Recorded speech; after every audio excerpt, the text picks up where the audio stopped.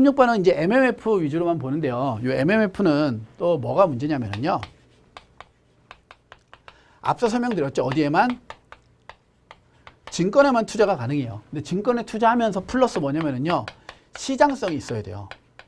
왜냐면 얘 자체가 단기 금융펀드거든요. 그러니까 단기적으로 돈을 운용해서 차입 또는 뭐 대출 이런 걸 통해서 수익을 내야 되는데 시장성이 없어서 시장에서 매매가 안 돼 버리면요. MMF는 운용 자체에 문제가 생겨요. 그래서 반드시 증권에만 투자하되 시장성을 갖춰야 돼요.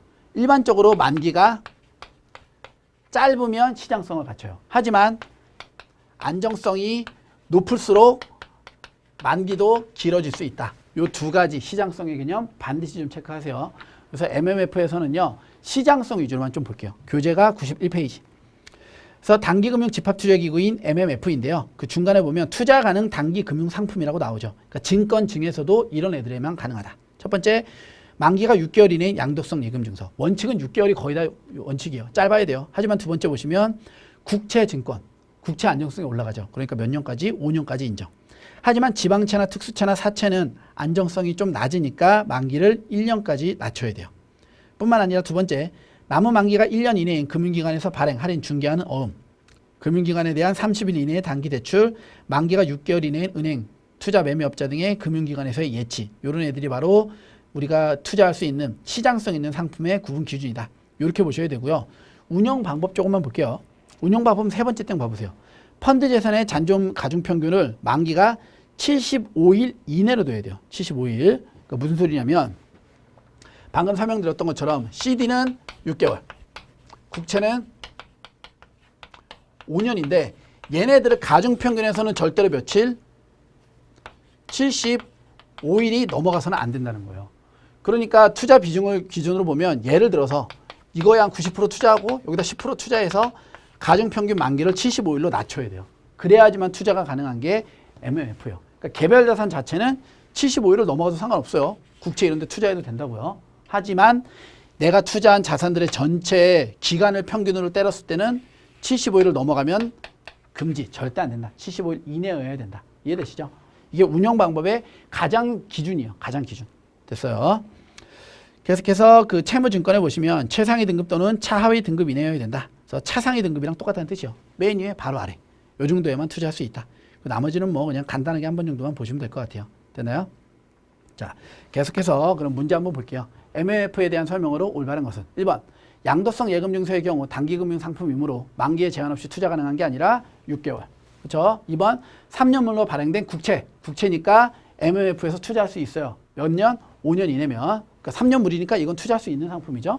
3번 채무증권에 투자할 경우 신용등급이 차상위 등급인 채무증권에만 투자하는 게 아니라 그 다음, 그렇죠? 차상위 바로 다음까지도 투자가 가능해진다. 그래서 3번도 땡. 4번 펀드 재산의 잔존 가중평균 만기는 75일 이내여야 된다. 그렇죠? 이게 가장 기본이었어요. 기간이 짧아야 된다고요. 그래서 16번에는 4번만 맞고 1번, 2번, 3번이 오답이 되겠습니다. 그래서 4번이 정답인 거죠. 옳은 걸 고르는 거니까. 됐죠? 자, 칠판 한번 정리하고요. 계속해서 17번 문제 이어서 풀어보도록 하겠습니다.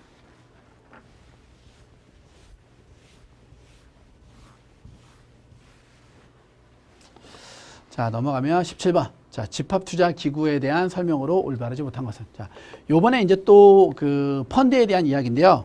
펀드의 구분 기준을 이제 잘 보세요.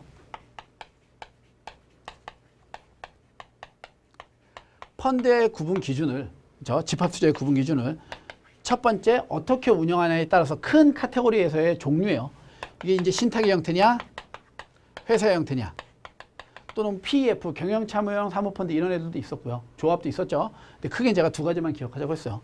또는 두 번째, 50% 초과를 어떤 자산에 투자하냐에 따라서 증권이냐, 특별자산이냐, 부동산이냐, MMF냐 이렇게 나눠졌었죠. 그 다음에 세 번째 분류 기준이 펀드의 구성 기준이요. 구성 기준으로서의 분류. 요게 지금 17번 문제에서 바라보는 거예요. 어떻게 구성하냐, 펀드를. 됐죠? 네. 교재에서 몇 가지 내용만 체크하고 나서 바로 문제 풀어볼게요. 자, 92페이지인데요. 일단 환매금지형 집합투자기구라고 나와 있어요. 환매금지형이라는 거는요, 중도에 해지를 못하게 하겠다 이 소리예요. 그래서 환매금지형이 우리 이제 펀드에서는 상당히 많이 물어보는 부분 중에 하나인데요. 자, 환매를 금지하는 펀드의 특징을 이해를 하시면 환매 금지형 상품인지 아닌지를 외울 필요가 없다 이거예요. 자, 대표적인 특징 첫 번째가 뭐냐면요. 장기간의 투자를 요한다. 이 소리예요. 뭐냐면 부동산 개발. 우리가 부동산 개발하면은요. 땅 파내고, 그렇죠? 땅 파낸 거에다가 뭐 콘크리트 부어서 건물 짓고요.